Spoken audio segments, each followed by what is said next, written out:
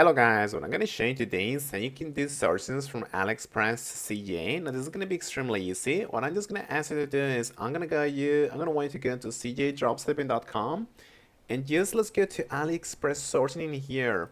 Now when you click on search, it's going to detect if you have your plugin installed or not, and it's going to tell you to install it. Okay, and it's going to take you here to this page, CjDropshipping. Okay. So you're just gonna have to go in here and you're gonna have to click on add to Chrome, as I'm gonna do right now.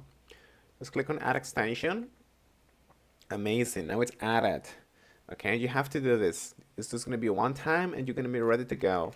Now what are you gonna do? You're just gonna come to the Aliexpress page that you wanna source the product from. For example, let's select this little t-shirt. I'm just gonna go to my plugins now and I'm gonna go to CjDropshipping.